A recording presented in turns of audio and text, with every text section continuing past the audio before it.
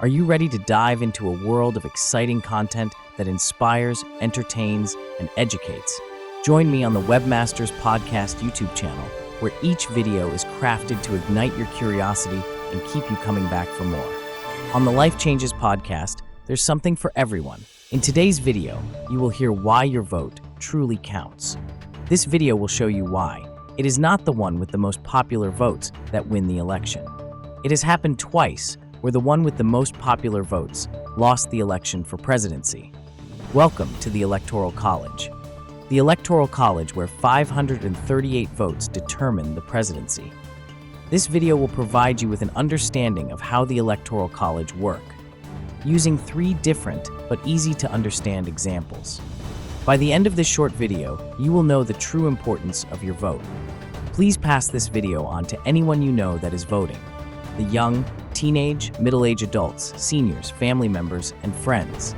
The truth is, your vote truly matters, and help others determine who your president is going to be. Do we believe in freedom? Do we believe in opportunity? Do we believe in the promise of America? And are we ready to fight for it? And when we fight, we win. We will make America strong again. We will make America proud again. We will make America safe again. And we will make America great again.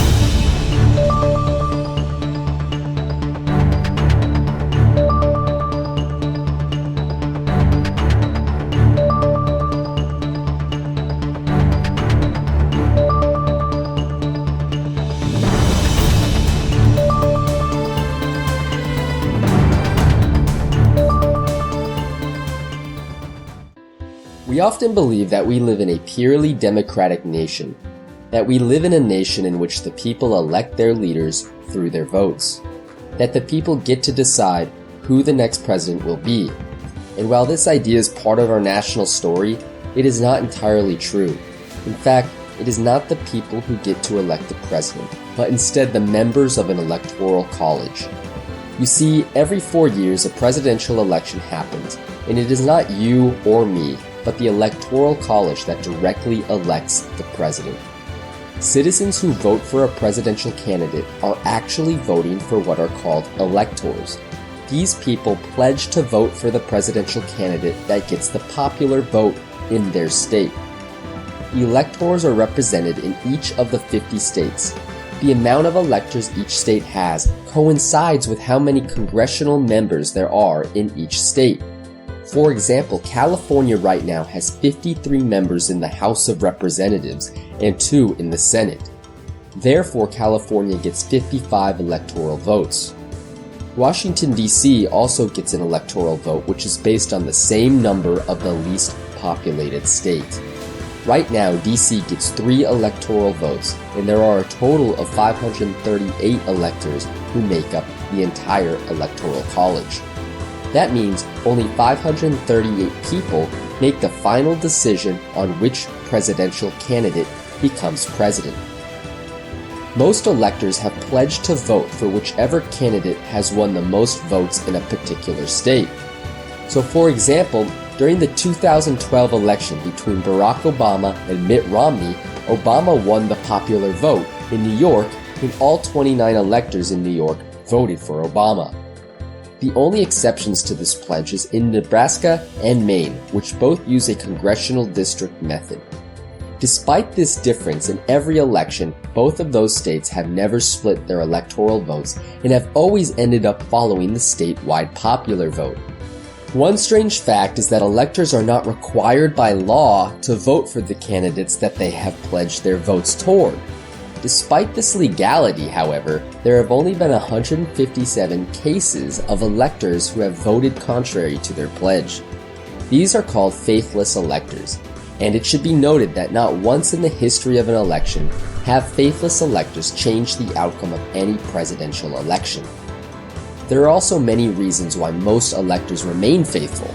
most electors have been chosen due to their loyalty to their political party and run the risk of political retaliation and possible criminal penalties in some states if they vote against their pledge. The way a president wins an election is by receiving at least 270, or the absolute majority of Electoral College votes. If no candidate receives a majority, or at least 270 votes, then the House of Representatives will select the president. Months before Election Day, electors are nominated to their positions by each political party. On Election Day, when you and I are at the polls and when we are voting for a presidential candidate, we are actually voting for an elector. These electors will then meet up in their respective state capitals and sign something called the Certification of Vote, which is then delivered to the office of the President of the United States Senate. It is on January 6 when the U.S. Congress convenes and announces the certificates of vote and declares the official winner. The question remains, however, how and why did this system develop in the first place? Well, the authors of the Constitution argued for years about how to best run the country. Eventually, a system that balanced the power of the people with the power of the states and federal government was agreed upon. One of these balances was the Electoral College system. It was created based on the assumption that, number one, each state would figure out how to elect its electors. Number two, that each elector would vote with independent judgment.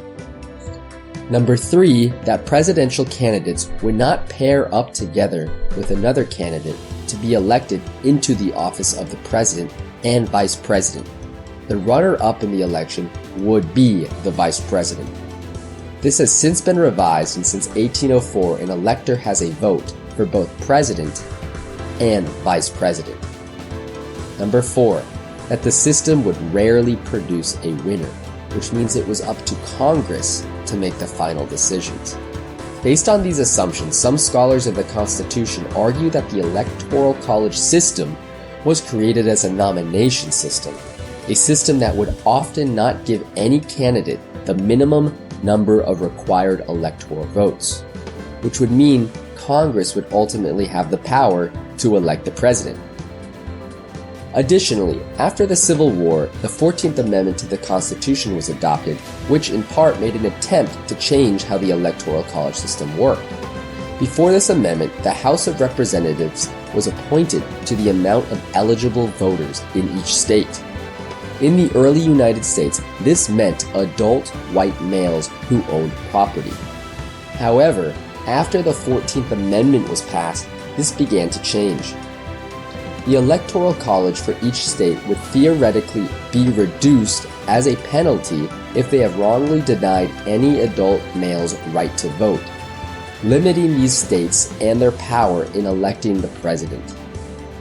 However, in many southern slave states, this amendment was completely ignored alongside the punishment for the states that ignored it. While this amendment applied to adult men of any color, it still had yet to apply to women who weren't legally allowed to vote until 1920. Why does the United States use the Electoral College to pick the president? The Founding Fathers were split. Should Congress choose the president, or should it be left to the people? The use of electors was the solution. When you cast your vote for president, you are deciding which electors will represent your state. The number of electors in each state is determined by how many seats in Congress that state has, and that number is based on the state's population. So for example, let's look at Texas. Every state has 2 senators, so right off the bat, that's 2 electors. Texas, the second most populous state, has 36 representatives in the House, so the Lone Star State gets 38 total electors. Whichever candidate wins Texas will get all 38 electoral votes. Now there are 538 total electoral votes, 535 for the states, and 3 for the District of Columbia. 48 states are winner-take-all. Maine and Nebraska give 2 electoral votes to the statewide winner and 1 for the winner of each congressional district. A simple majority of 270 electoral votes is needed to win. If neither candidate gets 270, the House of Representatives will determine the president. But each state delegation, regardless of the number of electors, must vote as one, so there are only 50 votes up for grabs. The Senate will determine the vice president with a simple majority vote of all 100 senators. The popular vote winner has lost the Electoral College in 2 of the last 5 elections. This has prompted calls to switch to a popular vote system, but that requires a constitutional amendment. College consists of 538 electors, and if either Kamala Harris or Donald Trump wants to become president of the United States, one must reach the majority, 270. Each state has a set number of electoral votes that is based on their representation in Congress.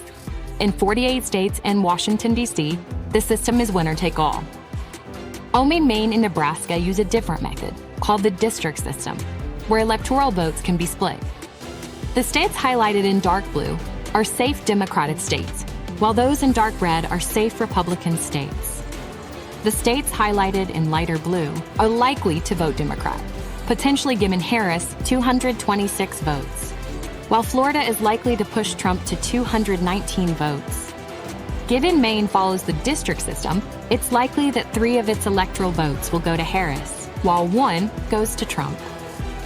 With those paths, that leaves a tight race between Harris and Trump. But each candidate's path depends mostly on 7 key swing states: Arizona, Georgia, Michigan, Nevada, North Carolina, Pennsylvania, and Wisconsin. In total, those states hold 93 electoral votes. Polls in every swing state show a close race between Harris and Trump, leaving really any of these states up for grabs. In 2020, Arizona, Georgia, Michigan, Nevada, Pennsylvania, and Wisconsin flipped, getting President Joe Biden the edge over Trump. Those states would push Harris well over 270.